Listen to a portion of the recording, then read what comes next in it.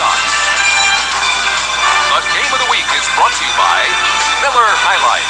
Miller made the American way since 1855. Buy Ford at your local Ford dealer. Have you driven a Ford lately? Buy Speed Stick Deodorant. The White Stick gives you the edge. Speed Stick Deodorant by Menon. And by Howard Johnson Hotels and Lodges. A hot day in Chicago with temperatures in the mid-90s. And the New York Yankees come to visit the oldest ballpark in baseball, Comiskey Park. Hi, everybody. All right, welcome everybody. Up in the man cave this weekend, since it is July 4th weekend. The missus is off today, so I don't have the house to myself. So she's down there watching TV, so I wouldn't be able to get an undisturbed game in down in my usual spot. So I had to rearrange things and go to the man cave. Not everything is complete and ready, and I'm doing a little bit off the cuff, so hopefully it's not going to be too bad. You can see even on the score sheet I hadn't written in the teams yet, so not fully prepared, but wanted to get the game in a timely manner. Hello, Robert, Al Red Sox fan. Nice for you guys to join us. Kenyon Gray and Tim, Cleveland baseball, formerly Tribe fan. Thank you all for spending part of your Saturday afternoon with me. As you can see, we're at Comiskey Park. This is the game of the week that was played on NBC. First part of July, I believe it might have been July 5th. I'm not sure the date exactly. But Joe Cowley for the White Sox against the Yankees, Dennis Rasmussen at Comiskey Park. And one of the big things to do that I didn't do on my last video with the Buffalo Bees was get the dice tray in view. So I want to make sure that I put the dice tray where it can be seen.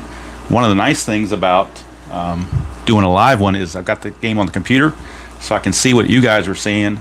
And when I'm doing recording, I don't know what it looks like till it's all done. So it looks like from what I'm seeing here that the dice tray is fully visible. Even something in the corner I think will show up. Let me try to put a 6 there and see if something shows up in that corner. It looks like, yep, you can see it. I don't think anything's going to get caught back in here. It'd be kind of hard to stop it back in there. So I think we're okay there logistically. You see the starting lineups right here for both teams along with their bench and the guys that are available in the bullpen if we need them. And I got these active players off of Diamond Mind, so I know they're accurate. And the good thing with inside pitch, and I have missed playing inside pitch, by the way. Looking forward to Robert's 1961 reboot once we get going with that. But one of the nice things about inside pitch is basically only one chart. I mean, you got the two-sided chart here, and that's pretty much all you need, along with their a revamped rare play chart. But other than that, I mean, it's not like you have 15 different charts to go to. Happy 4th of July to everybody out there. Hope you're celebrating with friends and family, staying safe, and if it's hot where you are, staying cool. I know here in Virginia, I think today is supposed to be, I think, right around 90, but that's about average for July 2nd in Central Virginia. We expect those kind of humid days in the low 90s. In fact, we take it when it's low 90s instead of high 90s.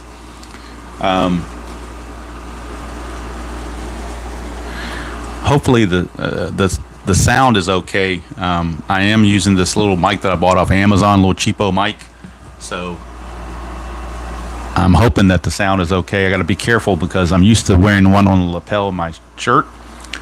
But if I'm looking away or looking down at something else and not right on the microphone, the sound could vary a little bit. So hopefully the sound's okay. I do have a window air conditioning unit blowing in the background because it is kind of warm, extra warm up here. So I do want that extra coolness. I do have Gracie behind me, and I want to keep her cool. Tabby is crashed out sleeping in the other room, so I did not want to wake her up. She may be up here later. I don't know, but I didn't want to do any disturbing there. I figured in this case, let sleeping cats lie. All right.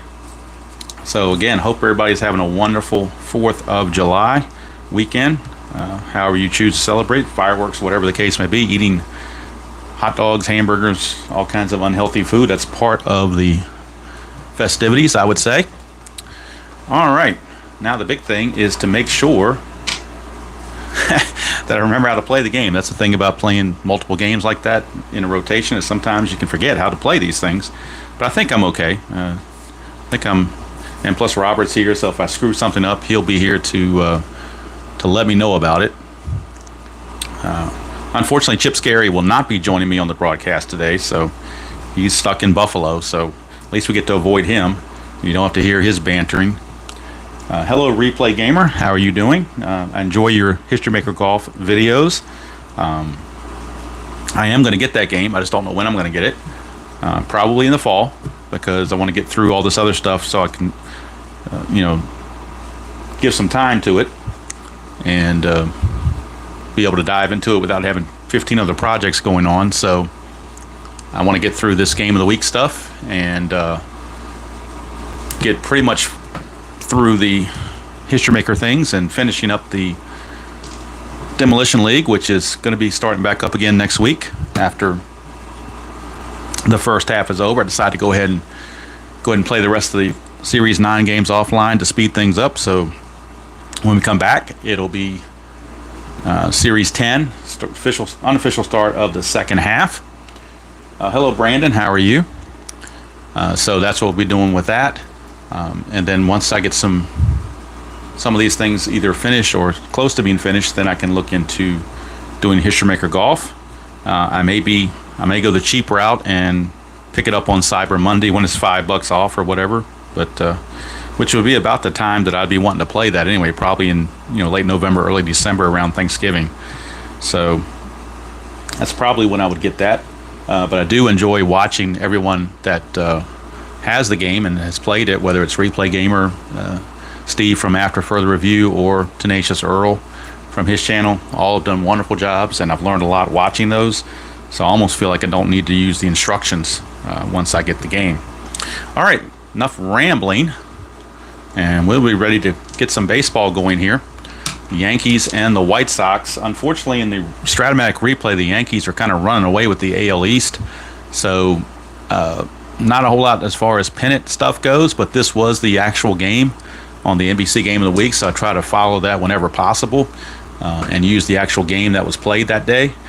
Next Saturday, it is the Braves at the Mets. That was the actual game. So that will be the game next Saturday, and that will be on payoff pitch. And then we get to the All-Star game, and the All-Star game will be right back here on inside pitch, because I just like the way inside pitch with the different card colors and stuff. It makes it look more like an All-Star game than, say, Strat would be. Hey, Joel, how you doing? Nice to see you. Happy Saturday to you as well. All right. I did buy a Wi-Fi extender to try to help me with upstairs. Unfortunately, it's not working the way I want to, so I'm going off the original Wi-Fi from downstairs. So hopefully the quality of the stream is okay. I was trying to get that all done. It came in yesterday, and I was setting it up this morning, and the lights are all on in the next room over, out in the hallway behind this room, behind this door. And so it's working fine, but for some reason I'm not connecting. I don't know if I screwed up the password or what I did, but whatever. We'll move on. We do have dice that I think come closest to the White Sox colors, white and red for the main results, and the D20 is black. So hopefully give the White Sox a little karma. Focus is a little bit off. Okay. I wonder if I can fix that. Let me see if I can fix that, RJL. I wonder if I got a little closer, whether that would help. Let's see. Let me lower this phone down a bit. See if that helps at all. Probably does not. Like I said, when I do the, unfortunately, when I do the live thing, I only get 720p instead of the 1080p, and like I said, upstairs may be a little bit off from what it is. You say that's better. Okay, well, I'll take your word for it. My eyes are not great at all, so I can't go by what I'm seeing. So you're saying that is better. Okay. All right, and yep, I did refresh it on my computer, so it does look better. So thank you for that, RJL. Thank you for letting me know about that. I don't have a fancy dancy camera, so maybe one of these days I'll get a 4K camera or something to make it 1080 or whatever. Right now I'm just using my phone, which on live gives me 720p. On recordings gives me 1080p. All right, so enough of those logistical things out of the way. I think we're ready for some baseball. And it's Joe Cowley, who was 11-11 with a 3.88 ERA. He is on the mound for the White Sox against Claudell Washington for the Yankees. And this game is now underway. 1-2, and that's a walk chance. 5, and how about that against a right-hander who walks as an 8? Stadium even adds 1, gives him a 9. That 5 fits. So right off the bat, Claudell Washington is on first base. And he has an attempt of 6, so you can't really, discount him from getting the jump. So we'll try it. It's 11. He does not get the jump. Nothing happens on the strat roll. So that brings up the number 2 hitter, Don Mattingly. Kind of unusual. He's more of a number 3 hitter, but Lou Piniella has him playing or batting second in this game. Incredible card. 31 home runs, 113 RBIs, 352 average. I personally think he's a Hall of Famer, but that's just my opinion. I mean, some of the guys I've gotten in recently, I think of Mattingly more as a Hall of Famer than, say, Harold Baines. But again, that's just my opinion. Everybody has their opinion. 2-6, hit by pitch. He's a 1, -3, so can't be hit by pitch. We go to Mattingly. 5-2, that's a ground ball to second. Could be a double play. He has a double play rating of 2. Cowley doesn't add anything. The infield halfway makes it a 3. So 1-3, and we got a double play. It's a 4, so it's not going to be a double play. Claudell Washington runs at a 4, but being held on the thing drops him to a 3, so it will be a fielder's choice. They will go ahead and take that out of there. So Mattingly will actually reach on the fielder's choice, and it's going to go 4-6. So after the leadoff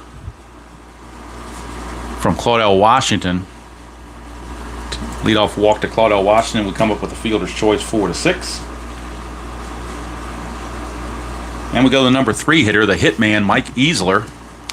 He is the designated hitter. Tried to be cute with the little thing here and put this in white. I'm probably not showing up too well on the camera. It doesn't look like it is. There's actually, right here where my pen is actually their positions. And I tried to do it in white thinking it would show up. And I think the white versus the gray is a little bit too much contrast and didn't work out the way I would like. But, hey, I like to try new things, and sometimes they work, sometimes they don't. Hey, Larry Harris, how are you doing? Nice to see you on this Saturday afternoon, or maybe morning wherever you are, but on the East Coast it's afternoon. All right, Mattingly is now the new runner at first base. I don't think he's going to try. He has no attempts, so we're not even going to worry about that.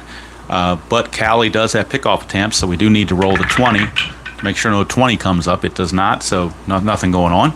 Here's Mike Easler with 1 out, and Mattingly at first base. Hit a 2-4, and that's another potential walk. That's a 9. He walks at an 8 against righties, but the stadium adds 1, so that will be a walk. So Joe Cowley, uncharacteristically a little wild, 2 walks in the inning. 2 of the 3 batters he faces, he has walked. And the catcher, Joel Skinner, might have to go talk to him and try to get his control back in check. So that'll bring up the cleanup hitter, Ron Hasse. And talking about a guy that you don't think of as a cleanup hitter, that would be Ron Hasse. Check again for the strategy roll. No 20, so nothing to worry about.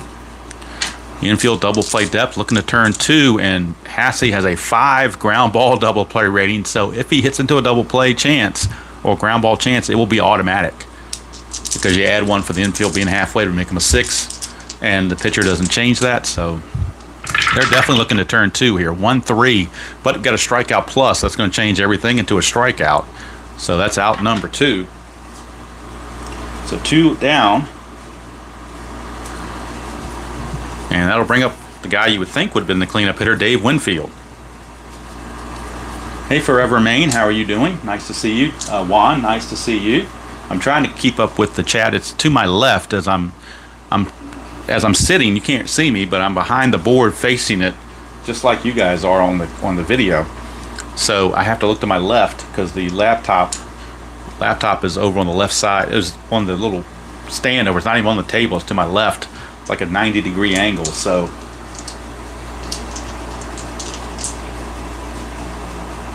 you're right, RJL. I'm glad you're here to remind me of that because sixes are runner advancement. So yeah, anything other than a six would be a double play. You are so right about that.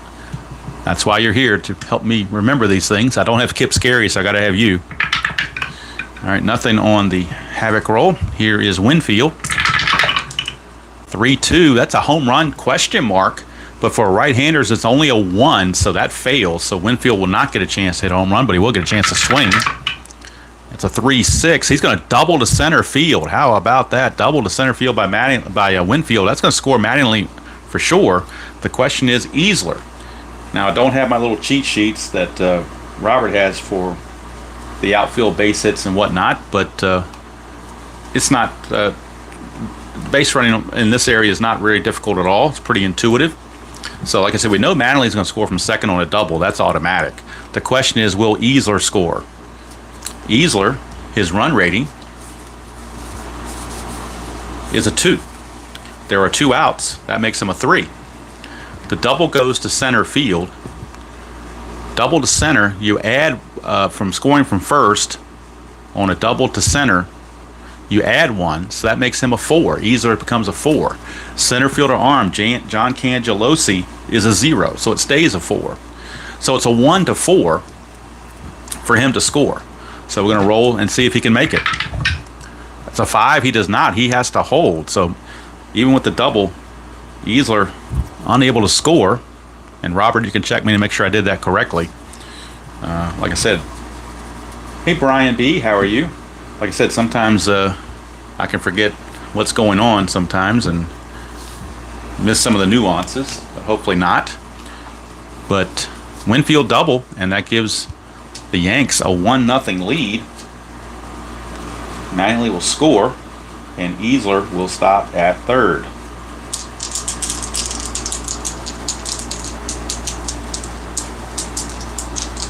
You're so right, Brian. There are pivot chances, and I think at least for the Yankees, yeah, Randolph is a +1. Suvella's a 0, but Randolph's a +1. All right, so here is Dan Pasqua now, a second and third, 1 run in, 2 outs. Nothing on the Havoc. 6-5, and that's a potential wild pitch. His wild pitch rating is a 1 to 9. That's a 12, which means a potential pass ball. So we have to go to Joel Skinner and check out Joel Skinner's pass ball rating, which is a 4. So if we get a 1 through 4, he will block it. If it's a 5 or 6, we got a pass ball and run scores. He blocked it. So successful block, and we reboot.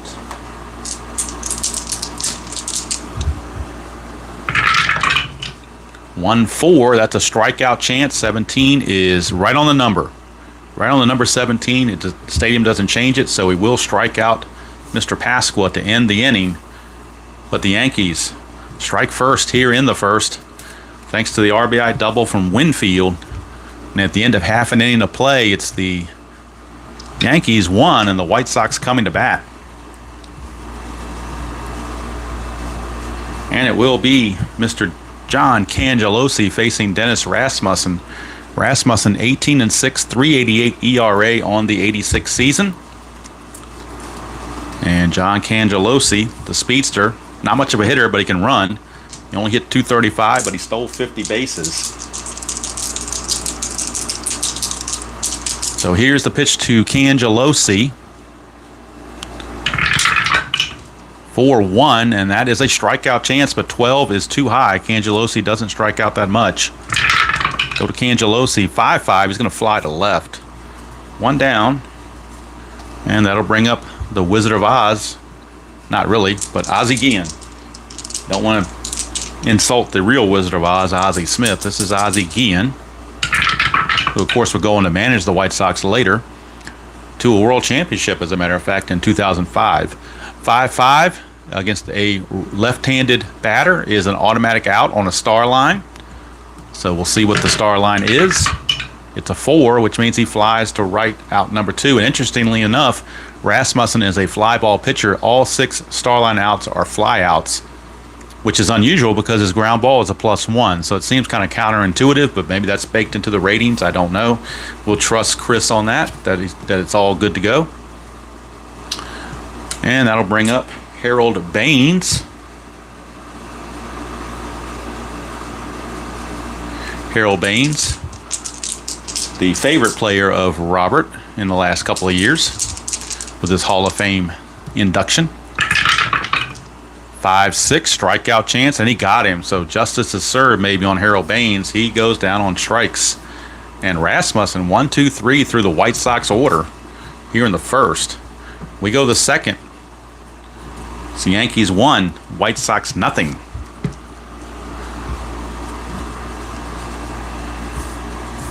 Yes, we know, Robert, we know you don't think he's a Hall of Famer. A lot of us don't think he's a Hall of Famer, but I don't know if he I don't know. They've turned it into the Hall of Very Good here in the last 10 years or so, so kind of hard to say one way or the other. All right, we now have the number 7 hitter, Pagliarulo, affectionately known as Pags, against Joe Cowley. 3-3. That's a range play. First range play we've had. 1-2, and that is a star 2, which is a fly to left. So we're checking the range of the left fielder. That is Reed Nichols. Reed Nichols, his range in left field, believe it or not, is a 5. So best you can have. So unless we get a 6, this will be caught. And Reed Nichols makes the play. Didn't realize he'd be a 5. That seems kind of high, but he must have had a really good left field experience. I don't know, but 1 away. I'm not going to I've learned not to question Chris's ratings. I'm just going to go with it. Everybody knows my only, I won't say gripe or complaint, but my only downfall of this game is this certain thing about left-right splits for certain players, but we won't get into that. Here's Willie Randolph. 5-2, possible error on a throw. 5-4, and that's a question. I'm sorry, no, it's a G1. Right back to the pitcher, Cowley. He is an E13. That's a 7. So that's going to be an error on the throw. We do need to check the recipient, the first baseman in this case. That is Bobby Bonilla, and it was just recently Bobby Bonilla Day. So we check his range, and he is only a 2. So if he can't stop this, this is going to be a 2-base error. And he does. So Bobby Bonilla gets in front of it, keeps it to just a 1-base error. Just a 1-base error. And I think I did that correctly, Robert. I think on a ground ball, you do the error check. If it's a single with a possible error, you do the speed of the runner. I think that's the way it was presented in the new book. I'm just going by that and thinking that's what it is. So it's E1 on Cowley. And that's going to bring up the very light-hitting Paul Zuvella. Came up with the Atlanta Braves. I remember seeing him in AAA, play here in Richmond and for the Richmond Braves. And he wasn't a very good hitter in AAA either. So somehow he made it to the majors. I guess because of his fielding. You can see he's a 4 there, so maybe that's how he got in there. Strategy roll for Randolph, 5. I don't think that's going to get it done. Nope, his attempt is only a 2, so he can't get a jump. 6-5, and against a right-hander, that's going to be a wild pitch chance. I was looking here first, but 6-5 is another wild pitch chance, but that's a 20, so no wild pitch. It'll just be blocked by Skinner for ball 1. Cowley will try again. 2-1's a walk plus chance, and he will walk him. He's a 10, but the plus makes him a 20. Stadium actually makes him 21, so the 18 fits.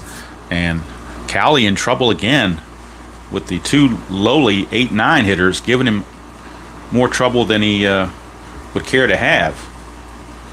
So you got the 2 bottom feeders, Zuvella and Randolph, on base with only 1 out for Claudell Washington. So without the benefit of a hit, Yankees are threatening again. First and second.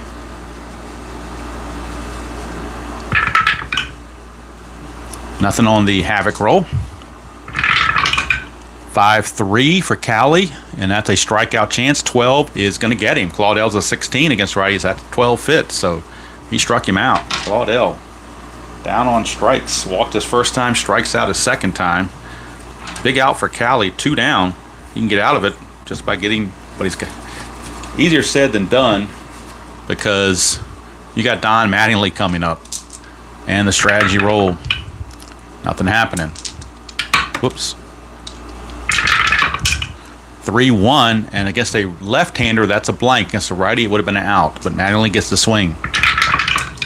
6-2, he's going to fly to right, so Cali got away with it.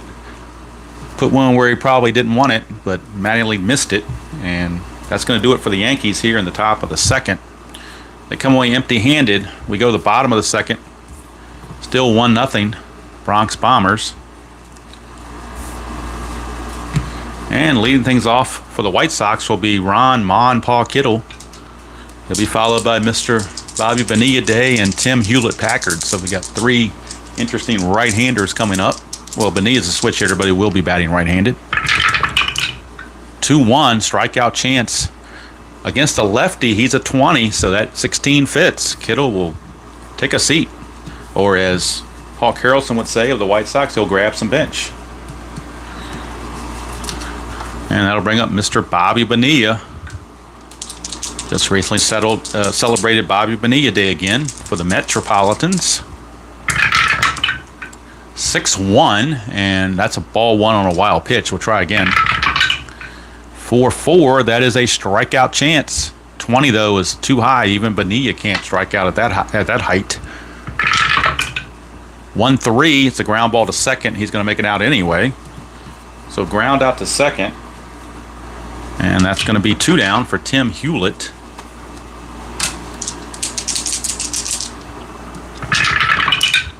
5-4, and against a right-hander, that's a straight-up home run chance. Straight-up home run chance. Hewlett against a lefty's a 16. That's a 6. It is gone. Kaboom, as Mr. RJL would say. Tim Hewlett, 17 home runs. A lot of those obviously against left-handers. He's got that high number, and he just sent that one into orbit. Tim Hewlett puts the White Sox on the board, ties the game at 1. And Mr. Lou Piniella not very happy about that. And as RJL would say, stadium cheers.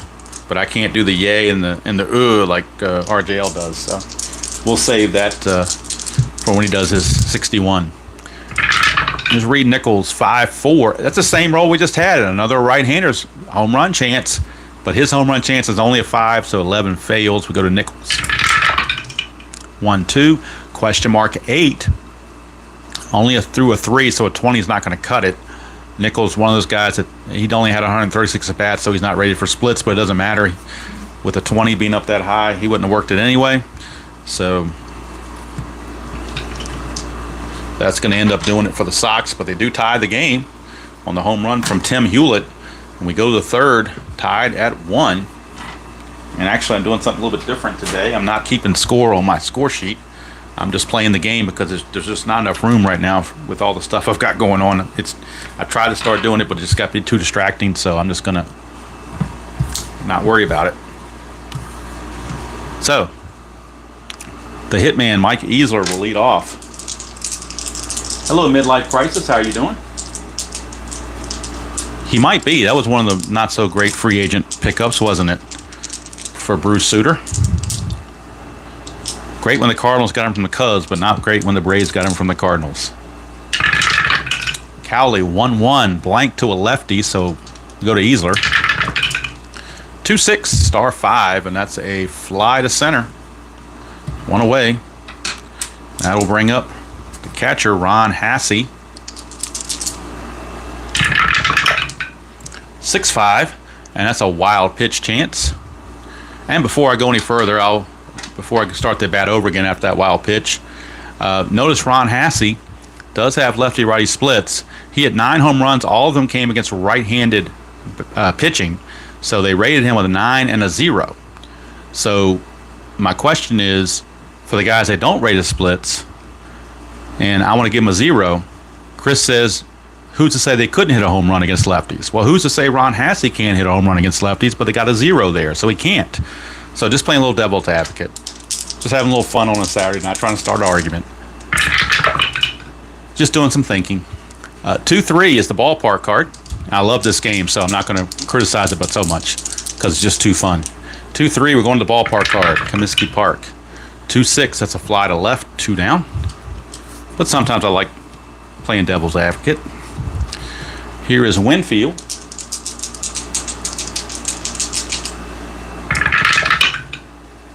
5-4, and that's a strikeout chance, and he got him, so that's going to end the inning. Cowley, very impressive here in the top of the third. We go to the bottom of the third, still tied at 1.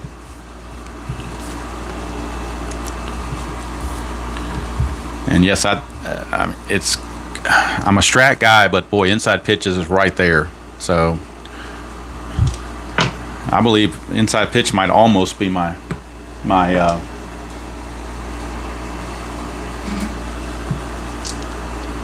let's see. If the ballpark was a +1, he could, yes, but Comiskey is a 0, so he can't in that situation. But yes, if the ballpark gave him a +1, he could. So yeah, that you are correct. There is an out for that. Very rare chance. But like I said, I don't mean to sound like I'm picking on the game. I'm just making conversation. So, and just trying to, do some things reasonable. All right. Wayne Tollison, switch hitter. He hit 3 home runs. All were against lefties, so he's got a chance against Rasmussen if he gets a home run chance, that is.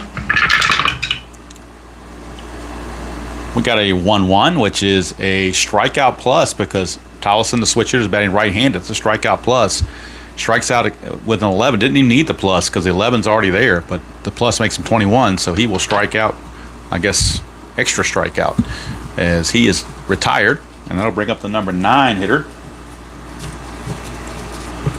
Number 9 hitter. We can, Robert. We can even every game out there that we play has its pros and some minor cons.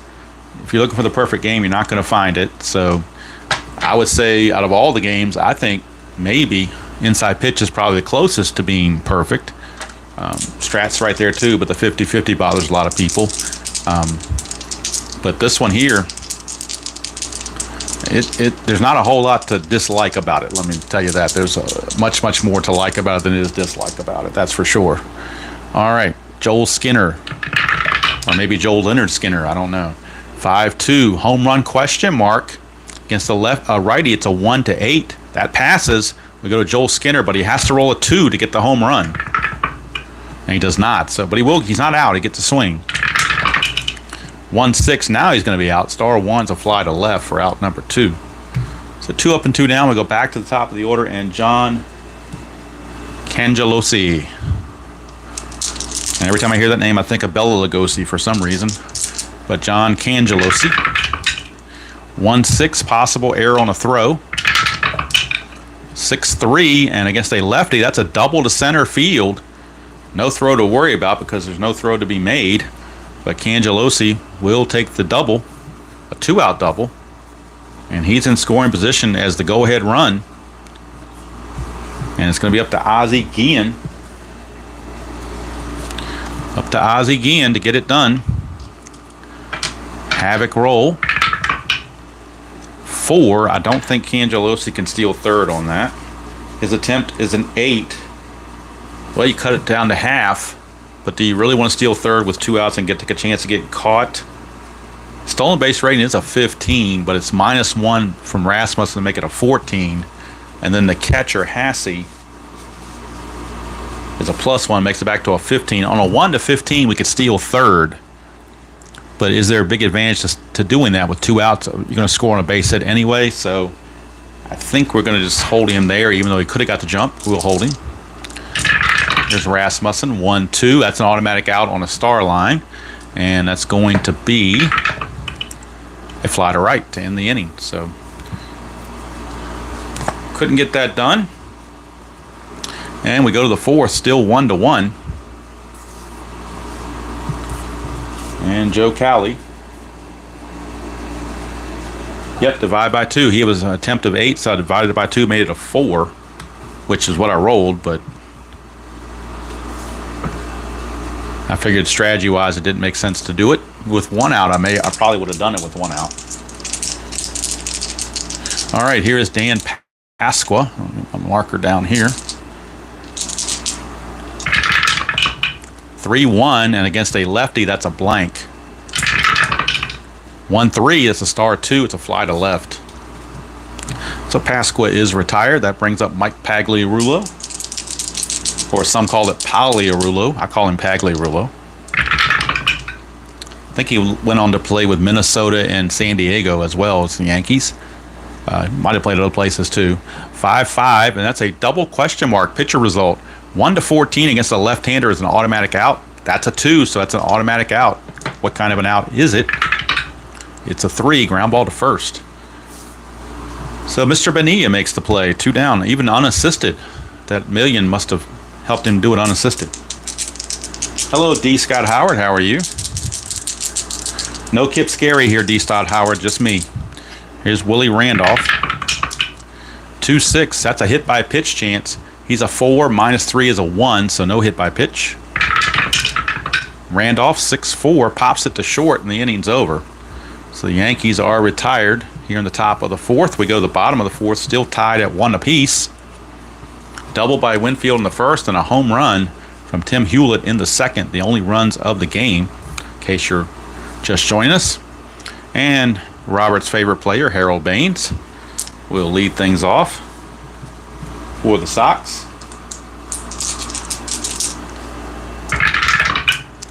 5-4, and against a lefty, that's a automatic out. Against a righty, would have been a home run chance, but against a lefty, it's automatic out.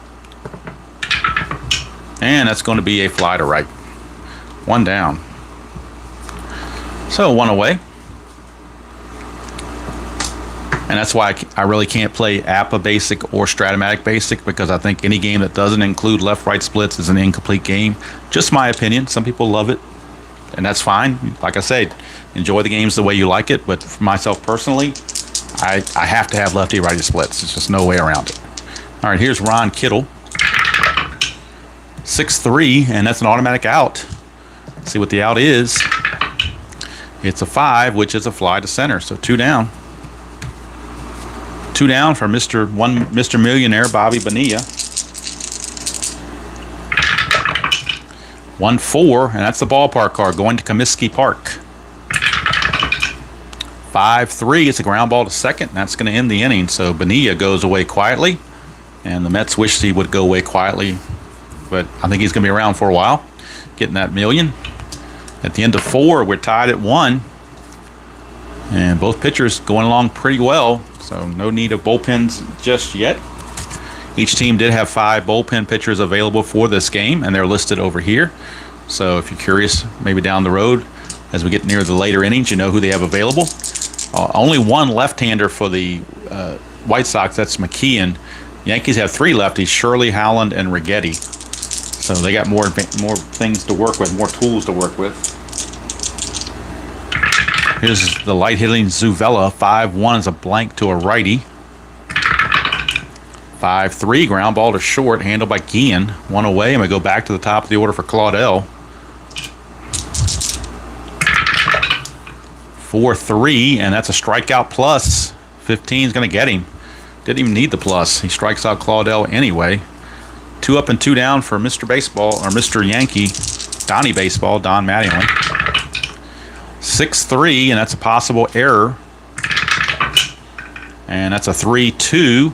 Single to center field. Cangelosi's error rating, though, is not going to be 10. So his error rating is a 0. He cannot make an error. So no error, but it will be a base hit for Mattingly. He gets himself a 2-out single into center field. He has no attempt, so no chance to steal, but we will roll for the possible pickoffs. But there's no 20, so nothing to worry about there. And here's the hitman, Mike Easler. Got a chance to do some damage. 5-5, double question mark, but he's got a chance also to be out. 1-14 is an automatic out, but that's an 18, so Easler fights it off and will get the swing. 1-4, but he's going to do a star 4, which is a ground ball to third. So Hewlett will go the short way over to second baseman. I'm sorry, Tollison will go the short way to Hewlett for the fielder's choice, and the inning is over. So the Yankees get a base hit, but nothing else to show for it. We go to the bottom of the 5th, still tied at 1. And Rasmussen back out.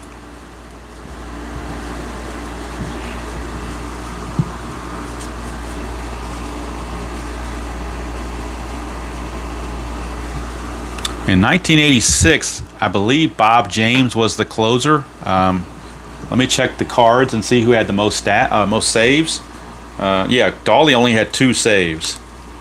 Gene Nelson actually had 6, so it's kind of by committee. But and Dave Schmidt had 8, but Bob James had 14. So if you want to say that he was the closer, you could say that. But it was kind of by committee. It wasn't like Righetti getting all the saves or anything for the Yankees. It was kind of done by committee. Maybe they just couldn't figure out who they wanted to have in there, and that's what they went with. So here's Hewlett. He hit the home run his first time up. 5-6 this time. He will strike out. So Rasmussen gets a little revenge. And here's Reed Nichols. 3-5. That is a potential home run straight up right here. His home run's a 5, but that's a 6. He's just going to miss it. Missed it by 1 number. Or as Don Adams would have said in Get Smart, missed it by that much. Or maybe missed it by that much. That sounds too much like Kip Scary. All right, here is Nichols. He does get the swing. 1-3 is a grounder to second. And that's the second out of the inning for Wayne Tollison.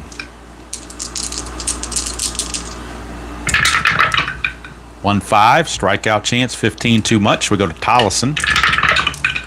4-6, and against the lefty, he's going to single past third base. So 2-out single for Wayne Tollison. Keeps the inning going, and you never know. If you keep the inning going, anything can happen for you. So even a seemingly insignificant 2-out single can turn into runs. And that'll bring up Joel Skinner. Havoc roll, 16, nothing happening. Rasmussen, 6-2, range play. It's 2 outs, so the infield is back, so no worries about that. 1-2, it's a single to left, so we're checking the range of the left fielder. That's Dan Pasqua. And Pasqua's range is a 3. So 1-3, he'll make the snag. He does not. It's going to get down for a base hit.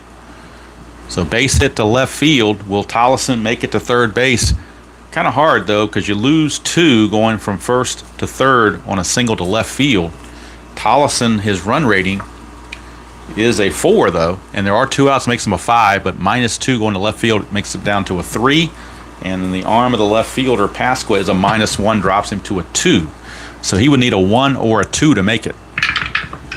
3 is not going to make it. He's going to have to hold at second base. So runners at first and second. And like I said, with 2 outs, he's probably in scoring position anyway, but you never know. So all this happening with 2 outs and nobody on. And back to the top of the order for John Cangelosi.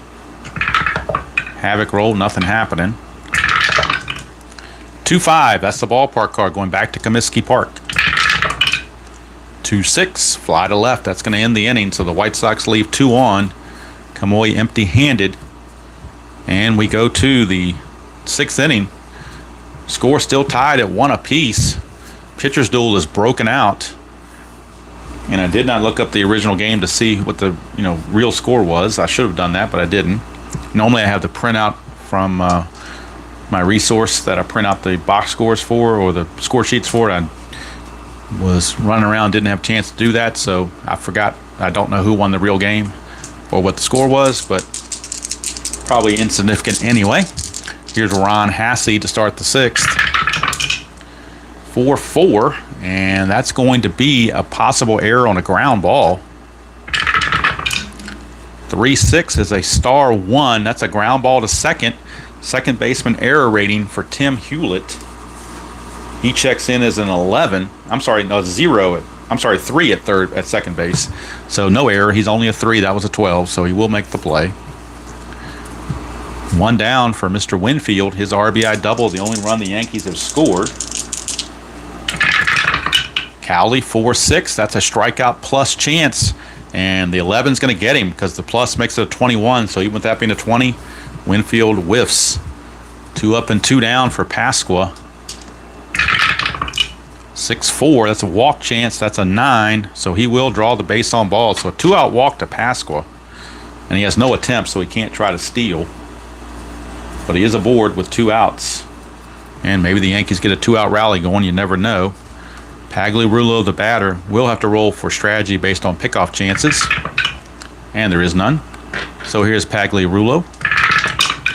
1-1. That's a blank to a lefty.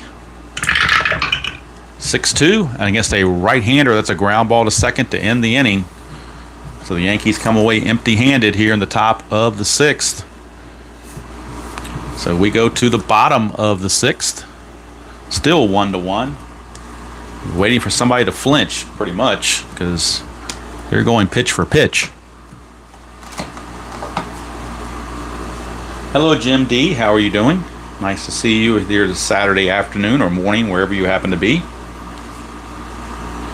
We are in the bottom of the 6th with Ozzie Guillen to lead it off. He'll be followed by Baines and Kittle. Rasmussen, 1-3 is a blank. We go to Guillen. 1-4. He's going to ground it right back to Rasmussen. Easy play. 1 down. And that brings up Robert's favorite, Harold Baines. 6-6. That's a strikeout chance. 11. Not going to get him. He's only a 10, so he fights that off. Will swing on his own. 4-2. Question mark 9 against a left-hander. Goes to 15. That's a 2. That's a base hit for Harold Baines. So the Hall of Famer Harold Baines gets himself a base hit. 1-out single. I don't cough as good as Robert does on his thing about Harold Baines. Baines has no attempt, so we're not going to worry about that. But there is a pickoff chance for Rasmussen, but it didn't happen. So here now is Ron Kittle. 2-1, strikeout chance, and he got him. 2 down. And Mr. Millionaire Bobby Bonilla stepping to the plate.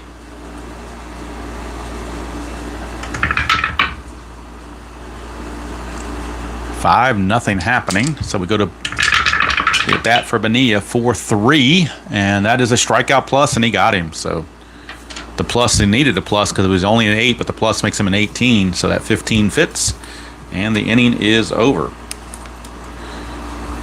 So we're still knotted at 1 through 6 innings. You got to figure somebody's got to flinch eventually. Or maybe not. Maybe we go to 1-1 through the 9th. Who knows? But Cowley is back out.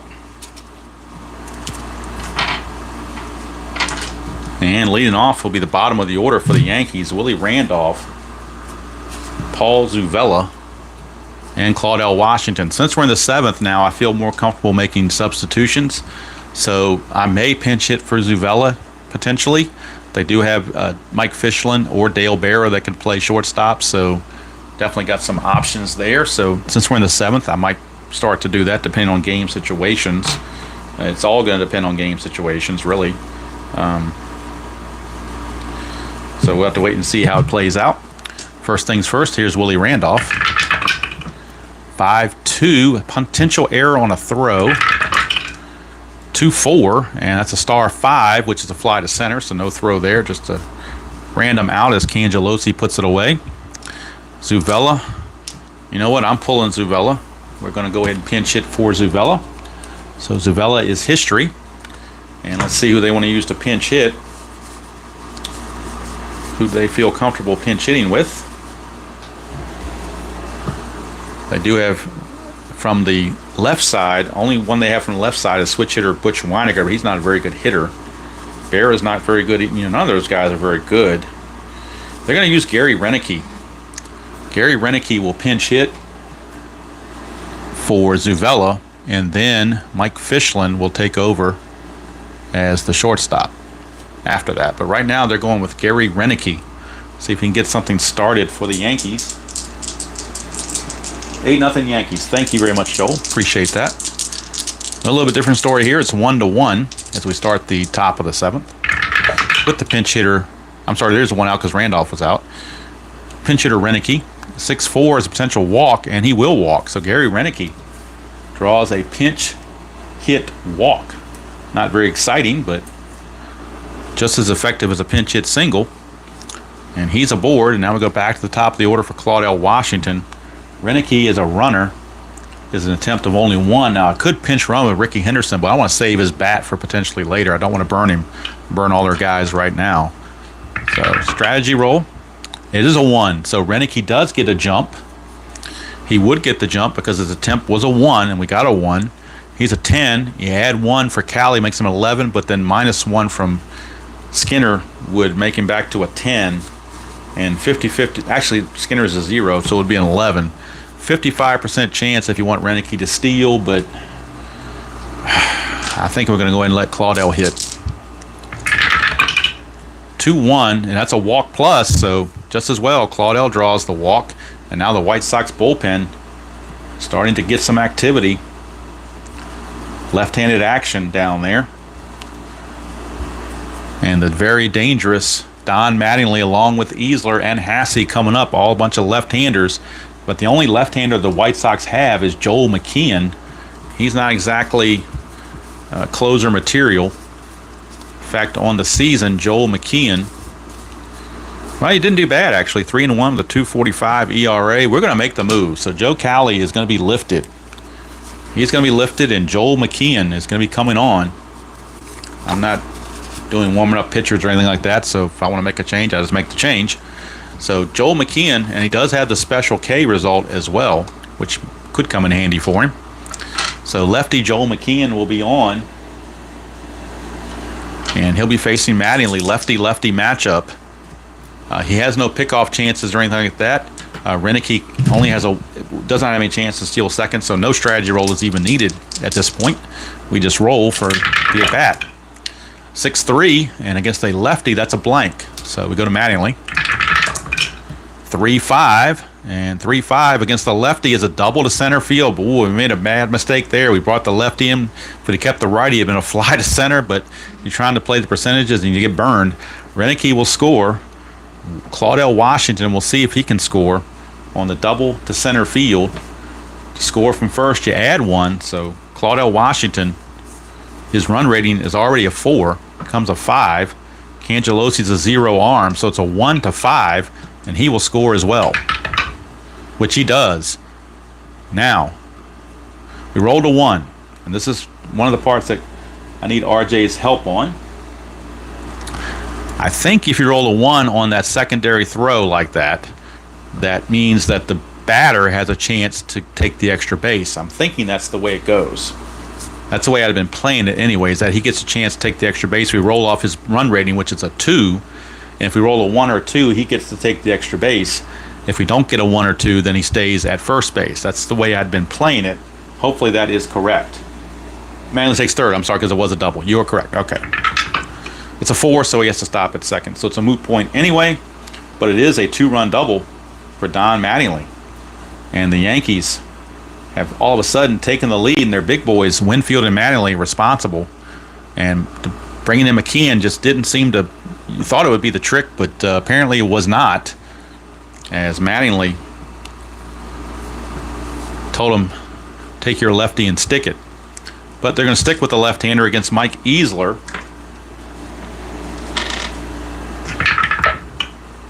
Don't know. I probably didn't need the havoc roll, but we rolled it anyway. Here's McKeon to Easler.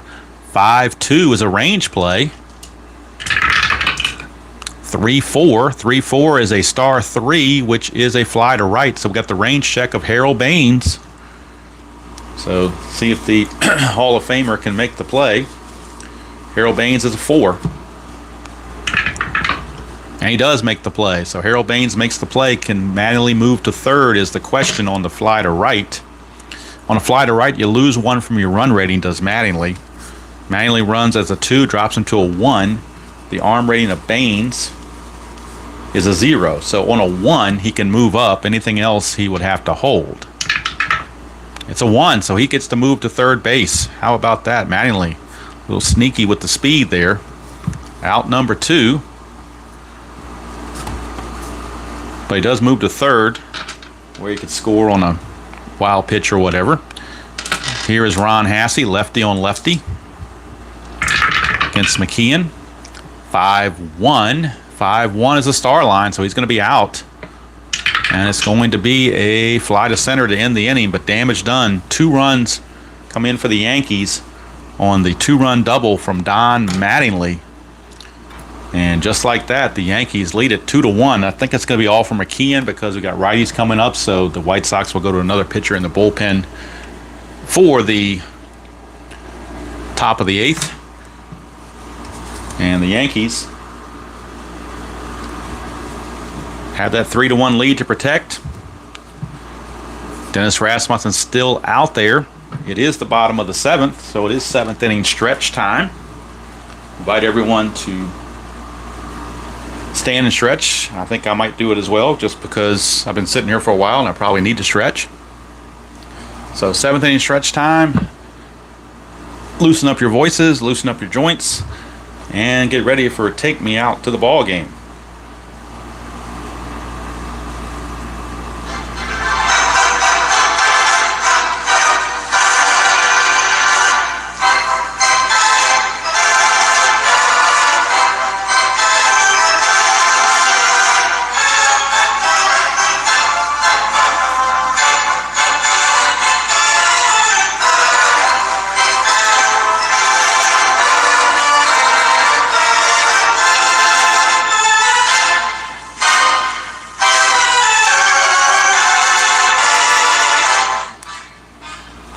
All right, 7th inning stretch is in the books, and the White Sox looking to try to catch up here. Hewlett, the only responsible for the only run of the game with his homer in the 2nd, is up to face Rasmussen.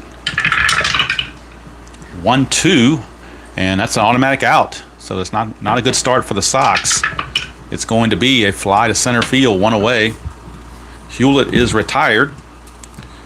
And oh, by the way, Fishland is the new shortstop, in case I forgot to mention that, since they pinch hit for Zuvella.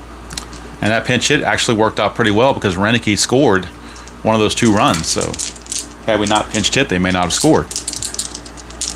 Here's Reed Nichols. 5-5, and that's a potential walk to a right-hander, and he will draw the base on balls. So Reed Nichols reaches with a 1-out walk, and now the Yankee bullpen starts to stir a bit with right-handed action. Brian Fisher loosening in the bullpen for the Yankees in case he is needed. Nichols will roll the havoc roll. It's a 20, so 1-4 is a pickoff chance. 15 he gets back. That would have been cardinal sin to get picked off being down 3-1. Here's Tollison. 3-4, and that is going to be a strikeout plus. He got him. So Wayne Tollison out on strikes, 2 down. That brings up Joel Skinner, the catcher. But we're going to call Joel Skinner back. Joel Skinner will not hit. They will go to the bench. And let's see who they want to go to. Not the best hitter on the average-wise, but we're going with Pudge. See if we can get a little magic going here. And, of course, he will stay in the game to catch. Will Pudge. So Fisk will catch and replace Skinner as the catcher. Pinch hitting job right here. Strategy roll first for nothing going on. Suadice will redo that. 3-2, and that's an automatic out. Bad break there for Fisk. Comes into pinch hit and doesn't get a chance. It's going to be a 2, which is a fly to left to end the inning. So, unfortunately for Fisk, not what he was hoping for. He will stay in the game to catch. And we need a new pitcher for the White Sox, as that was going to be all for McKeon. And we'll go to the bullpen and see who they want to go to. Down 3-1. They're going to go to right-hander Gene Full Nelson. And he's going to see if he can put the clamps on the Yankees and keep the score where it is. It's going to be facing Winfield, Pasqua, and Pagliarulo, but they don't have any more lefties, so you've got to stick with the right-handers. That's all you got. That's all they have. And actually, the Yankees now also have left-handed action to join Fisher. They've got Holland in the bullpen as well. But the way Rasmussen's pitching, they might just stick with him. Here's Nelson to Winfield. 1-4 strikeout chance, but that's too high. Winfield, 3-2, grounder to second. That's 1 away. That'll bring up Mr. Pasqua. 5-4, that's a blank. We go to Pasqua. 3-2, that's a fly to right, 2 down. 2 up and 2 down for Pags. 6-3 is a range play. 4-5, that is a single to left, but it could be taken away. Reed Nichols is a 5, remember. We checked that earlier. Thought it was unusual he was a 5, but he is. So if this is anything other than a 6, that hit will be taken away. It's a 6. How about that? A failed range play. It's a base hit. So how about that? A single. Really didn't need that secondary roll because it was a straight out single with no chance of a double. But Pagliarulo sneaks it in there somehow or another. In that particular instance, Reed Nichols not able to get to it. So Pags with a 1-out single, and that'll bring up Willie Randolph. Pagliarulo, I don't think has any chance. He's got an attempt of 1, but -1 from Nelson takes that away. There are no pickoff chances, so don't need any strategy rolls. They are at double play depth in the infield. 5-5 is a blank. We go to Willie Randolph. 5-6, that's a single past second. And we'll see if Pags can get to third on an S4 to get from first to third. You only need a 3 through 6. Pags is a 2, so he cannot get there. He's got to stop at second base. If there were 2 outs, he could have done it, but not with 1 out. But 1 out first and second, and Gene Nelson is on the ropes. Gene Full Nelson is on the ropes. They do have right-hander Bill Dawley in the pen. Do you bring him in or do you leave Nelson in? I think they're going to let Nelson pitch to one more batter. Oh, that's going to be Fischlin. My bad. Forgot to bring his card out. It is Fischlin. So let me get his card because he is the new shortstop, and we're not going to pinch it now for Fischlin because they've got the lead. So Mike Fischlin, even though it's a 206 hitter, is out there.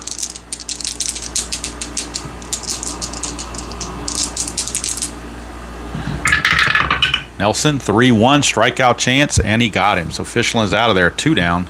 And now we go to Claudell Washington. And here's a big at-bat for Gene Nelson.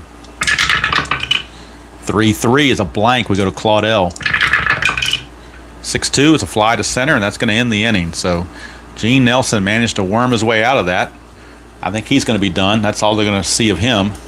And I believe we're going to see a Bill Dawley in the 9th for the White Sox. For the Yankees, do they go to a bullpen arm or do they keep who they want in there? In actuality, they are going to the bullpen. So that's going to be it for Rasmussen. And they're going to right-hander Brian Fisher out of the pen. He will be on 9-5, 4.93 ERA, and 6 saves. And he'll be facing the top of the order in Cangelosi with a 3-1 lead to protect. They got Righetti for the 9th, but again, this is 1986, so if Righetti needs to come in this inning and get 4 or 5 outs, it's no big deal. So Righetti is loosening. Al Holland has sat down. Righetti has gotten up, so if Fisher gets in any kind of trouble, you will see Rags. 4-1, strikeout chance, 11 too high. Cangelosi 1-5 is a single pass to shortstop, so leadoff single for Cangelosi. He is a threat to run, but down 3-1, do you really want to run is the question. His attempt is an 8. -1 from Fisher hold is a 7. That's a 3. He could get the jump. And they may want to send him just to try to get something started. His stolen base rating is a 15. Fisher adds nothing, takes away nothing. And Ron Hassey, the catcher, is a +1. That would make him a 16. So I think on a 1-16, you've got to take the chance, stay out of the double play, try to get something started. So 1-16, he'll make it. 15 barely does it, but he does it. So Cangelosi steals second base.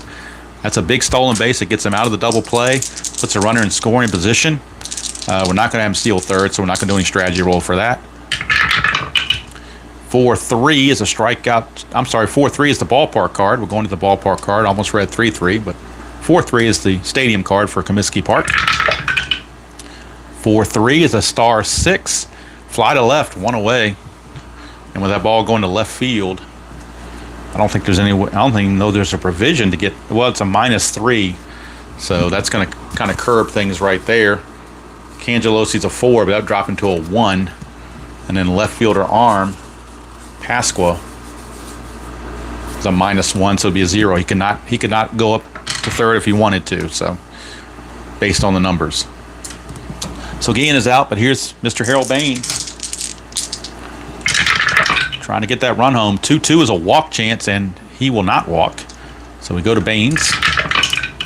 2-2, star 4. That is a ground ball to second. That'll get Cangelosi to third, but now there are 2 outs. They needed that when there was already only, when there were no outs. But now he's at third with 2 outs. And that's going to bring up Ron Ma Pa Kittle. Fisher to Kittle, 3-2. That is a straight-up home run chance on a 3-2. He's a 20. That is gone. Ron Kittle, kaboom! A 2-run blast. And Lou Piniella just threw his hat down. Can't believe it. They have given up the lead. It is now 3-3 on the Ron Kittle 2-run homer. And we got a brand new ball game, folks. Here's Bonilla. 3-1's a walk chance, and he will walk. And that may be it for Fisher. I don't know if they're going to let Fisher continue. I guess they'll let him pitch to one more batter, but it's getting bad. And I don't think that Fisher really is looking forward to seeing Piniella come out there, but he's going to have to face the music here shortly. Bonilla, I don't think he has a chance to move up. Well, he does have an attempt of 2, so we do have to try it. Nope, won't do it. So here's Fisher to Hewlett. 6-1, blank. We go to Hewlett. 1-5. That's a ground ball to short to end the inning. But that's going to be it for Fisher. So at least he got out of the inning. Didn't have to go through the embarrassment of being pulled by Lou Piniella. But we are tied at 3 apiece as we go to the 9th. So brand new ball game.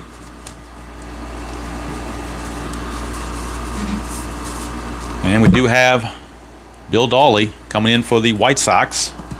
He will be the new pitcher. And he'll be facing the heart of the order, Mattingly, Easler, and Hasse to start the 9th, tied at 3. As RJL would say sometimes, free baseball, come get your free baseball. Well, it's possible. You never know. See what Donnie Baseball has to say about it. 6-3 is a blank. 4-6, he's going to single to left field. So Don Mattingly, leadoff single. And here comes Mike Easler. Normally this would be a bunt situation, but you're not going to do that with Easler. Not the way he hits. Mattingly has no attempt, so no worries there. No strategy roll needed. Infield double play depth. 3-4. 3-4 is going to be a possible error. That is a 1-5. That's a star 1, which is a fly to left. That's a 5. Reed Nichols' error rating in left field just happens to be a 5. That is an odd number. So since it's an odd number, that error takes effect. So it is an error in left field on Reed Nichols, and the White Sox are falling apart after having tied the game just that quickly. An error check, failed error check on a left field play. And it says on here, according to what I'm reading here, let's see here. No, that's for a hit. Let me know, where's the one for flyouts? Failed error check.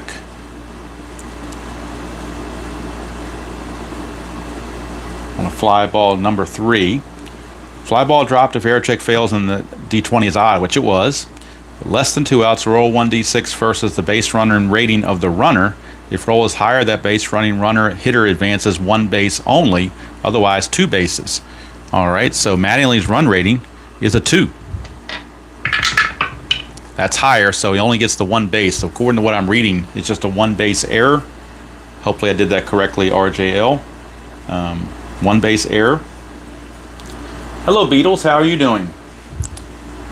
So, falling apart. Base hit, now an error. Nobody out. And the catcher, Ron Hasse, is up. It's a good hitter. Again, it's a bunt situation, but boy, you hate to take his bat out of the lineup because he's 323 hitter. So what do you do? if you are the Yankees? Do you have him hit, or do you have him? We bring in another hitter? What do we want to do here is the question. Boy, you got Butch Weiniger as your other catcher. Boy, what do you do here for bunting? Dale Bear is a really good bunter as a 4. Boy, I think we're going to let Hasse swing.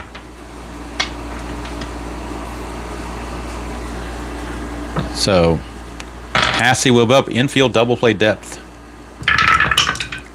6-3 is a blank. We go to Hasse. 2-2, ground ball to short. Maybe we shouldn't let him swing. It's potential double play. That's a 5. And that's going to be a 6. So anything other than a 6, it's a double play. It's a 3, so it'll be a double play to erase 2 of the base runners. Mattingly does take third, and there, I guess Lou Pinella's kicking himself for not bunting. But 300 hitter, you wanted to keep his bat in there, but the double play chance was looming large, and they found it. So that could definitely come back to bite the Yankees.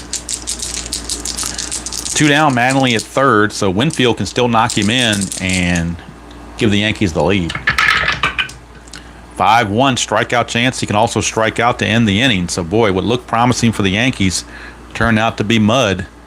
And we go to the bottom of the 9th. Bottom of the 9th, tied at 3. And as Robert would say, will we see some 9th inning magic?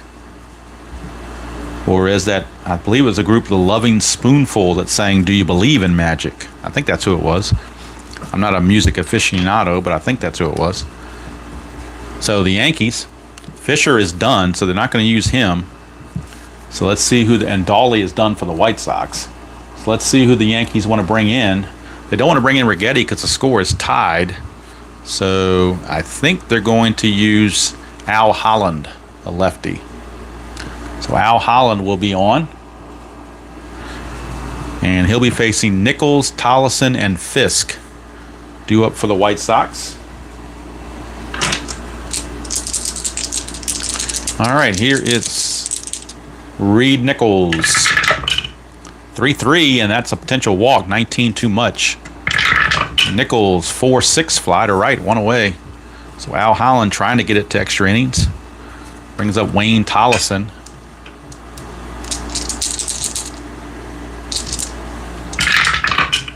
(3-2), and that's a possible error on a ground ball. 3-1 is a single to center field. No error there. Center fielder Claudell Washington is, well, actually it's a 7, so that could be an error. Now this is interesting because it's an error on a ground ball, but it's a single to center. So I don't know if that's classified as a ground ball or not. To me, it's more of a line drive, but I mean, it could be a ground ball up the middle that he could have booted. So to me, it's a single plus an error. RJL can maybe help me out with that. But the roll was error check, and we got a 5, and Claudell's an E8, or an 8 defensive rating. If you look at Claudell's card, he's clear. Actually, he's a 7 in center field. He's a 7. 5 still fits. So it is a single plus an error. RJL has confirmed. Thank you very much. Which is big because now it's the time. The winning run is now on second base with only 1 out for Pudge Fisk, who came in for Joel Skinner, remember? Pinch hit for Skinner earlier on. First base is open, and it would set up a double play. So they're going to walk Fisk intentionally because they want to set up a double play. His run means nothing, and they don't want the veteran to beat him. So we're back to John Cangelosi. Roll for the Havoc, nothing going on. Holland, 5-1 is a range play at Comiskey Park.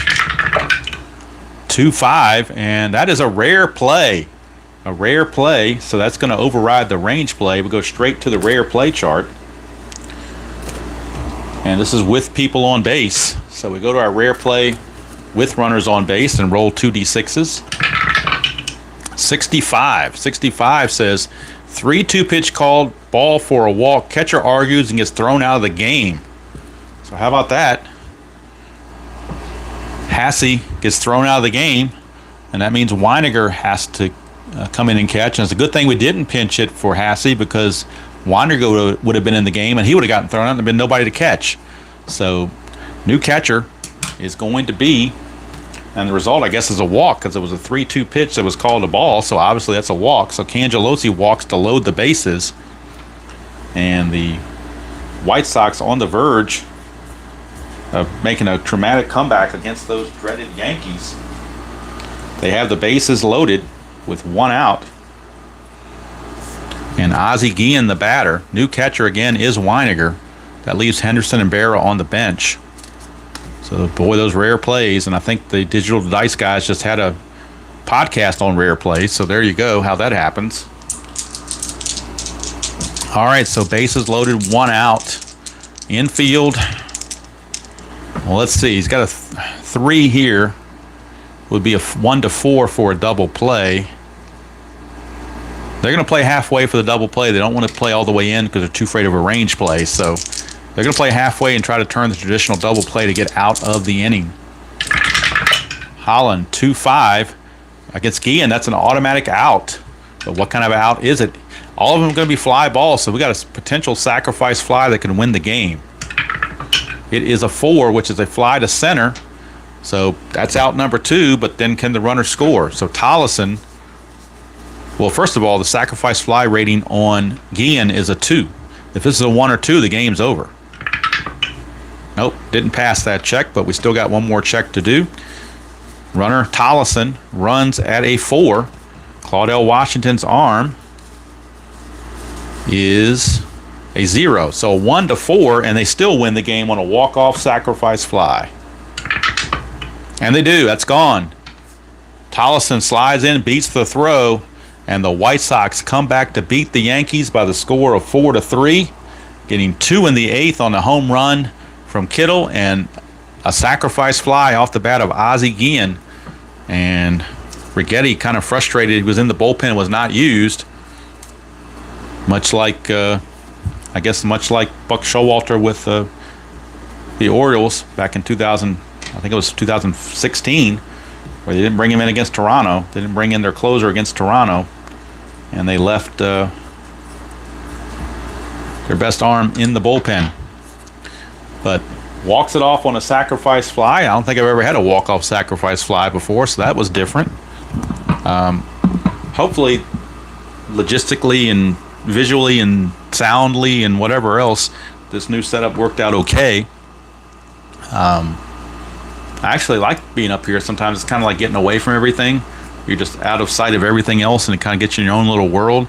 A lot of times when I'm playing offline, I'll come up here and just kind of do my own little thing. Sometimes that's part of the allure of these games, is to kind of get away from everything and just kind of get in your own little world and relax and, leave all the cares of the world behind, as you say. Yankees did have a 3-1 lead, but then couldn't hold it.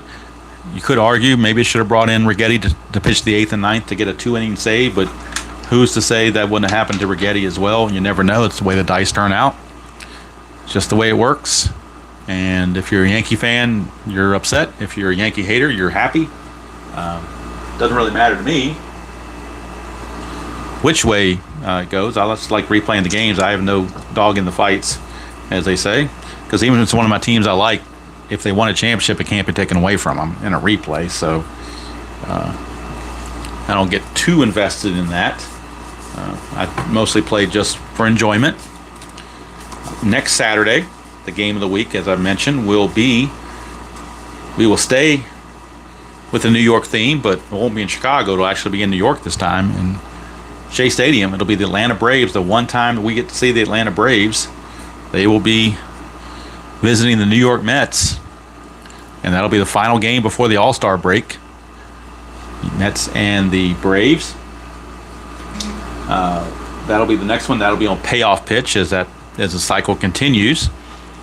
And then we take the All-Star break. We go to inside pitch for the All-Star game. And then after that, I don't recall. I don't have it in front of me. I guess I can look it up on the computer real quick and see what the next rotation is after the All-Star break. But I don't want to get ahead of myself too much, I don't think.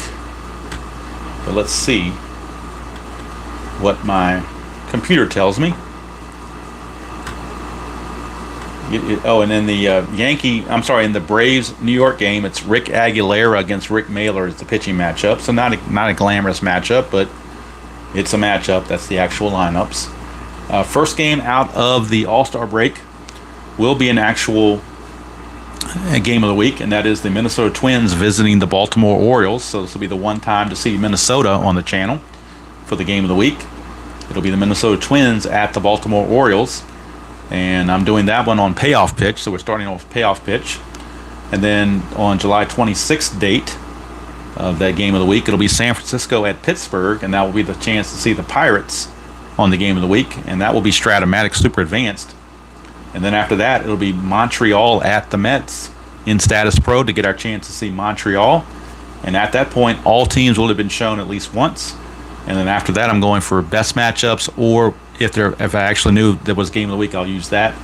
But other matchups right now include Los Angeles at Cincinnati on the 9th, Detroit at Boston on the 16th, California at Baltimore on the 30th, and then in September, I know the game of the week in September 6th was San Diego at New York, so we'll be doing that one. September 13th, I've got Boston at the Yankees. September 20th is the White Sox at California. September 27th, Houston at Atlanta. And then October 4th, San Francisco at Los Angeles. Those are the tentative games. They are subject to change based on what the Strat computer shows to be pennant races. So that's just a look ahead as to what might be going on the game of the week. Frank, very good. I don't know if you caught it or not, but I did a 1987 Atlanta Braves replay using History Maker Baseball, and the stats came out pretty good, in my opinion. Yeah, Jim, I have pine tar. I played it a few times. It's not really my cup of tea. It's like APA, where the pitcher interaction just isn't quite where I would like it. I mean, it's good to pull out once in a while, but I'd rather play other games, to be quite honest with you. Some people love pine tar, like Kirk Berlin loves pine tar. I think Al, Red Sox fan, love pine tar, but like I said, that's what makes the world go round. We like different games and different things, just like History Maker Baseball. Some people love it, some people think it's weird and don't understand why anybody else likes it, but that's why I say play the game you like the way you like it. If I had, the only season I have in pine tar is 1982. So had I done this rotation in the game of the week last year in 1982, I would have included pine tar. But I don't have pine tar 86. I don't think they even came up with an 86. And if they did, I might not have used it anyway, because I do have APA in 1986. I just chose to use Status Pro instead. And I figured 4 games was enough. I didn't want to go to 5. I think that would have been a little bit too much to try to wiggle in there. So appreciate you guys spending part of your Saturday with me. I do apologize for the last game with the Bees in History Maker last night. Again, it's a recording, not live, so when I set up the recording, I put my dice tray. I didn't realize the way the dice tray was setting. This little section here in the bottom left was cut off, and so a lot of the dice rolls happened to fall in this little Bermuda Triangle down here, so you couldn't see them. I mean, I read them off, but I know people like to look at the dice, and so I got to be careful from now on to make sure I make sure that fits. So that was the only bad spot. I did enjoy whitewashing the New England Minutemen and catching up with Steve Towers' New England Minutemen. No Fernando De La Rosa to worry about. Got 2 more games against the Minutemen, and see if the Bees can keep their winning ways, and see if I can keep Kip Scary in check and not be so much of a curmudgeon. But sometimes I think that he's just a curmudgeon. That's just who he is, and you got to deal with him. But maybe that's part of the allure too. Just, you never know. You have to tune in to see what he's going to say next time. I mean, you just never know what he's going to say. He does like to trash his own players. So if a player's doing poorly, you never know what he's going to say about it.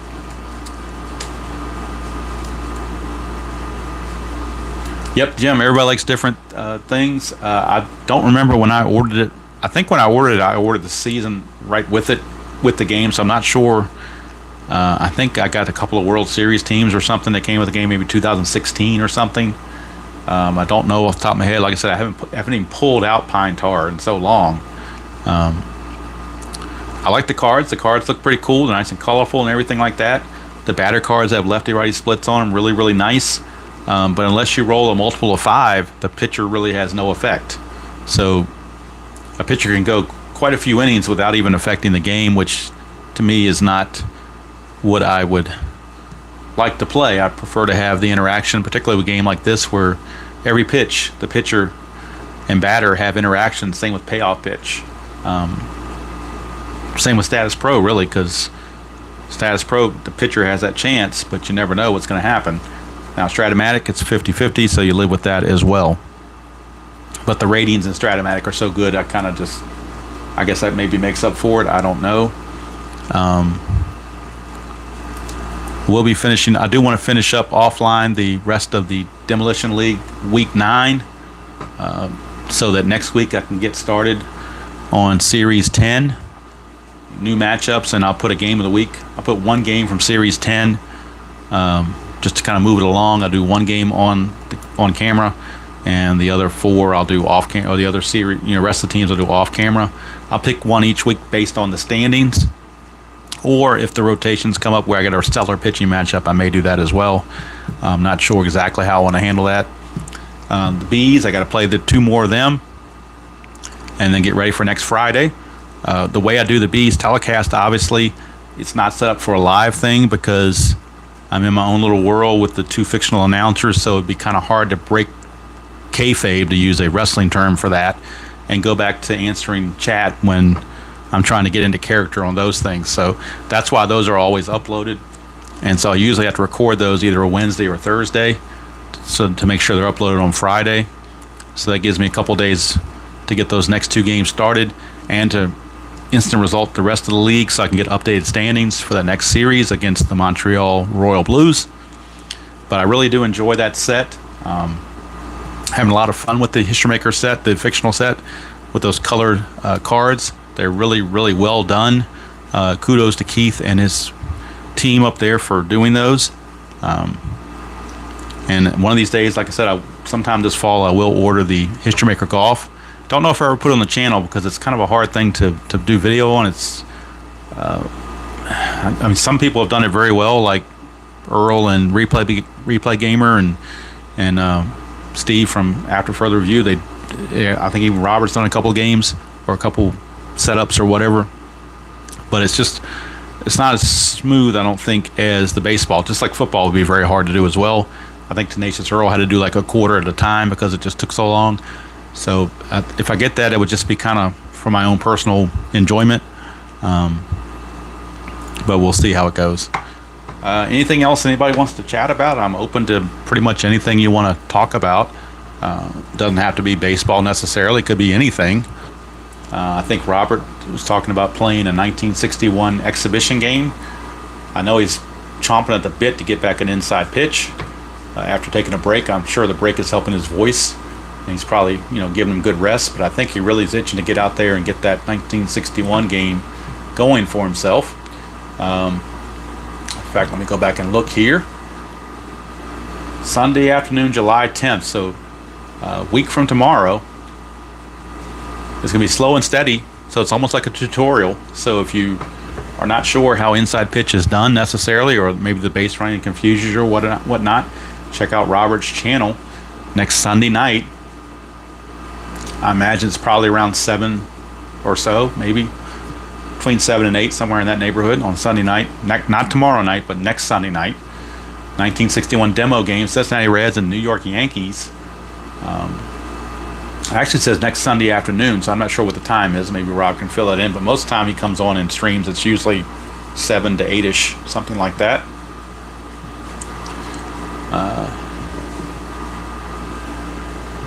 Do I own any golf games? I do not, but I would. Like I said, History Maker Baseball is on my radar for sure. So I'm definitely, that's on my radar. Like I said, I may wait until the Cyber Monday to get it because there's usually a couple dollars off on that, and they may have seasons or card sets to go with it that might be discounted. So I might be looking to do that. if, I won't say if, but when Inside Pitch comes out with 1990, I will be buying that. I won't wait for any sale on that. That's just an instant drop. As soon as he announces that's going to be there, I will be putting my order in. Printed set, not PDF, because I mean, I like the PDFs, but it's a lot of work and whatnot. And I'll do it for some seasons I'm not that fond of, but I want to have them anyway. Like 1992, I did the PDF. In 1975, I did the PDF, but for some of the seasons I really liked, like 86 and 1990, I would definitely. Yes, they do, Al. They certainly do. Like I said, if a player is a hero, he's a hero because he hit a certain average in the season. He's not a hero just because he's of randomness. It's because he was like a 280 to 300 hitter. I think that's the range for a hero, is 280 to 300. Whereas like a sad sack probably hit 220. So if you're looking for Mario Mendoza, he's probably utility and sad sack. If you're looking for Wade Boggs, he's probably a champion or probably a champion or semi-champion or something like that. So, and same with the home run king and the slugger. The home run king is somebody like Dave Kingman, who hits a lot of home runs but maybe doesn't hit a whole lot of doubles. Whereas a slugger is somebody that hits 30 or 40 doubles, maybe hit 10 or 15 home runs. So, yep, it's too much work to me. I know IDJ likes to do PDFs and play them on the computer. Have the cards up on the computer in the PDF and work them out that way without even printing them out. But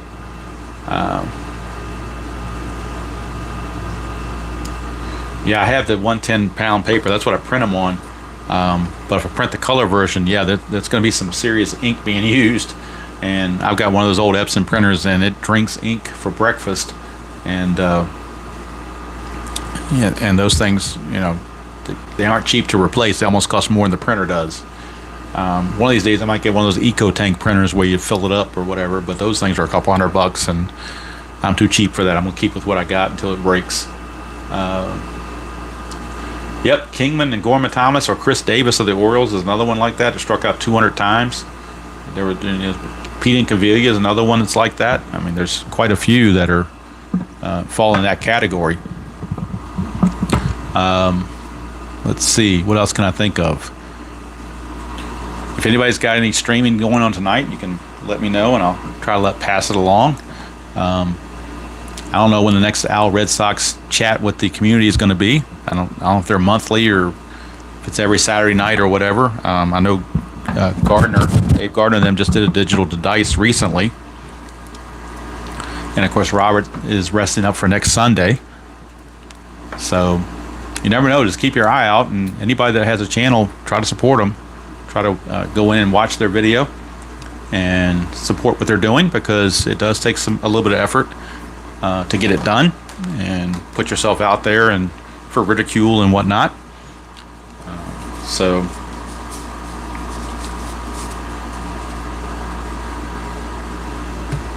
yes, it did, Al. I let Keith know about it. The only thing that came up was I thought the strikeouts were a little high, and I thought perhaps the walks might have been a little high, but mostly it was the strikeouts, because in case in point was Ken Oberkfell. He had a good eye, but it was a semi-good eye. But he struck out a lot more than he did in real life, because I couldn't quite get the dot to come up all the time. And Al, you mentioned Tabby earlier.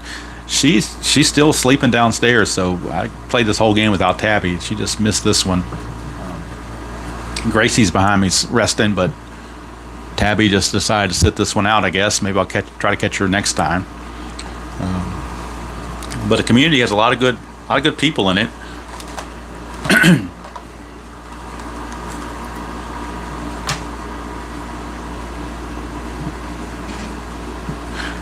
Yeah, Jim. If you do a video, it's not if you're going to make a mistake; it's when you make a mistake. The only problem is, will other people see it? So, if it's out there, you're going to read either. Hopefully, not make a wrong rule, but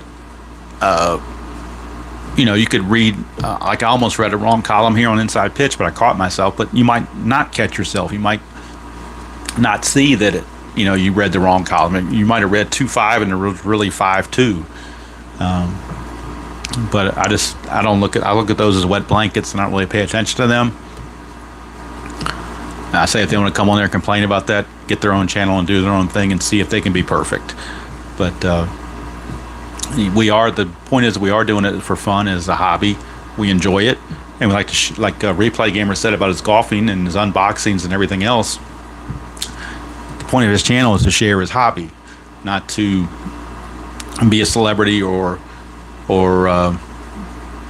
whatever. He loves the hobby so much he wants to share it, and I think that's the way we are. We love these games and we want to share them. I mean, we don't have anybody in front of us, so the next best thing is to share it online like that. So I'm sorry I got my hand in the way. I didn't realize my hand was sticking in the way of the phone, so let me move my hand out of the way. Nobody wants to see my hand. So yeah, that's just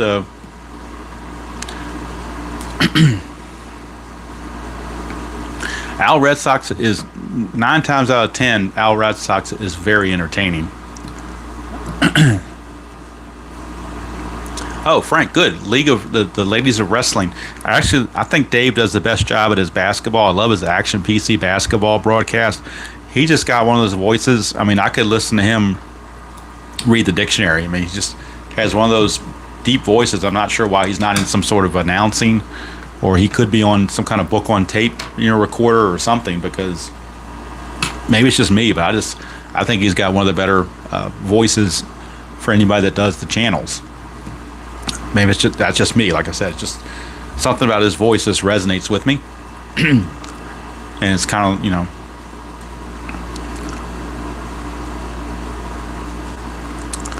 I've never tried was it Felsinger or whatever it's called? I've never tried those. They look like they're kind of fun. The cards look very interesting the way they're drawn up. I used to be a big wrestling fan back in the 80s. I always knew it was rigged and everything, but I just love the drama of it. It's just like a sports soap opera, in my opinion. And I always liked it. I mean, what's going on now, I don't really care for that much. I mean, I'll tune in to see if they do anything interesting, but boy, the heyday back in the 80s and stuff, late 70s, early 80s, once you got past the 80s into the 90s, it kind of got away from it a little bit. But boy, the storylines they used to tell before WWE was real big and everything, back in the NWA world with Ric Flair, and here in Virginia we'd get the Mid-Atlantic Championship Wrestling, which was kind of spurred into the Ted Turner thing. You get Ric Flair and the Four Horsemen and Rock and Roll Express and just Dusty Rhodes. I mean, names go on and on with the quality of There you go, Jim. That's for you.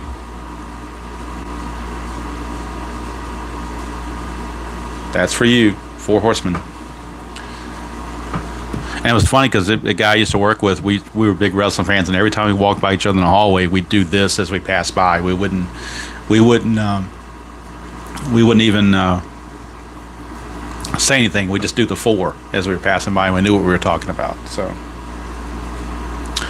yeah, that Woo, I think I don't know if he copyrighted it or not, but he's made a lot of money out of that.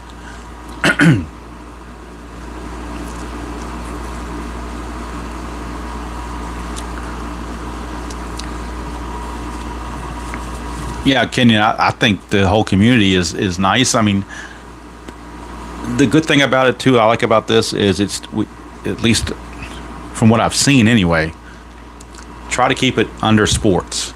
Try to stay away from religion and politics, and we all get along fine. I'm sure that there's some people in the community that my political beliefs would not match with theirs, but that's not important. We set that aside, and we enjoy our hobby. I'm not going to get on there and make any political statements one way or the other.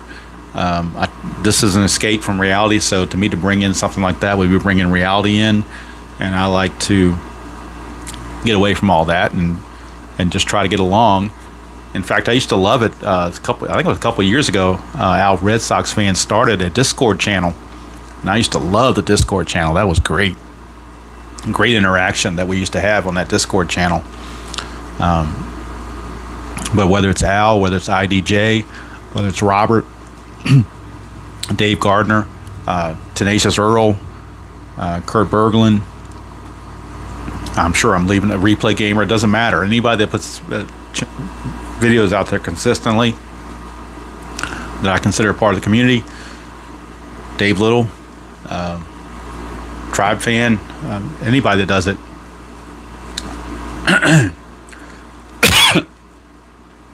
Sorry, my voice is going. I'm not used to talking this much at one time. Yeah, I hope you do, Al. That would be awesome if you could. I used to love those things. They used to be very entertaining. Some good banter and chat going on there. I'm not sure what happened if people got in, if they really got into an argument for real and couldn't just get along with each other or what it was, but it was a really, really nice thing. I totally enjoyed it.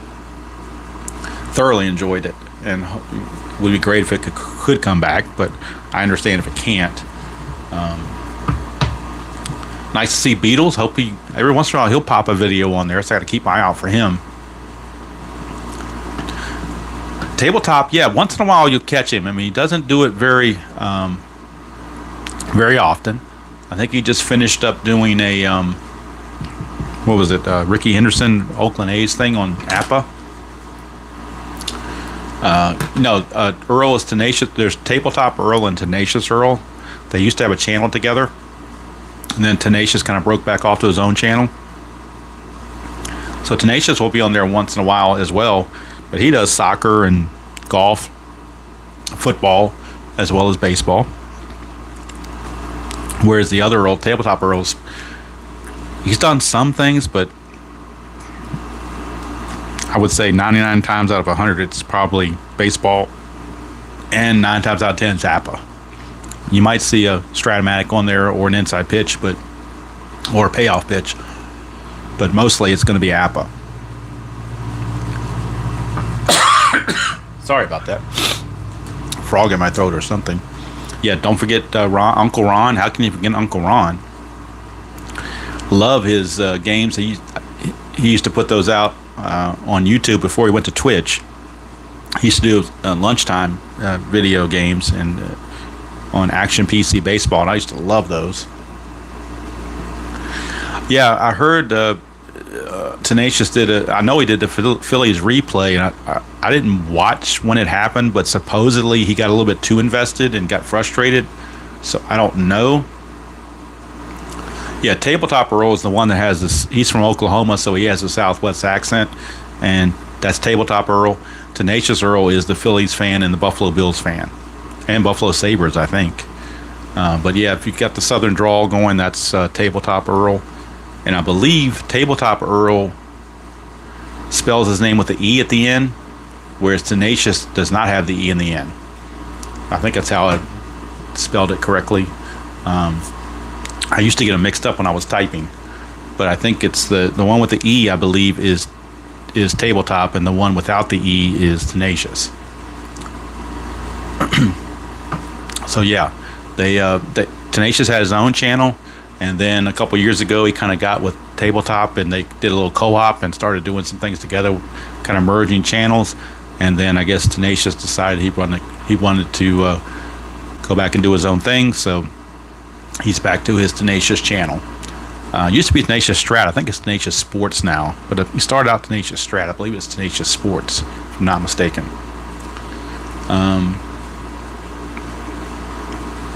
As you can tell, I'm not much of a talker, so I don't know what else to say as far as the community, other than it's a great community, and I enjoy being part of it, and I try to watch the others when they put their streams out or recordings out. I watch more YouTube than I do regular TV. Most times I'm watching something, it's YouTube. It's one of you guys who do videos on YouTube. I'm usually watching one of you, and if there's nothing new on, I'll go back and watch an old one that I might have missed. So, Jim, if you want to put a game on a channel, go for it. I mean, yeah, I'll chat with Dave. That's a rarity right there, especially since I'm not on camera, and my camera's not really or my phone's not really pointed at me. I don't know if you want it pointed at me. But I don't know. I don't know if I can even do something like that. Let me try something real quick. I don't think that would work though. I don't think it will. Yeah, see, I'm getting cut off here. There's my little microphone. Let's see something here. Let me see if I can try something without breaking anything or injuring myself. Whoops, keep the orientation here, maybe. There I am. Hello. Put it up here. There you go. That's me. Okay, you saw enough of me. That's enough of me.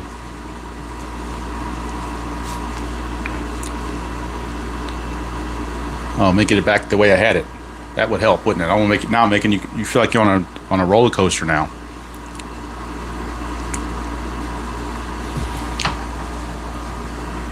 Let's see. Let's see something here. Can I do it again, or can I screw up? How do I want to do this? Let's do it this way. Can I do it this way?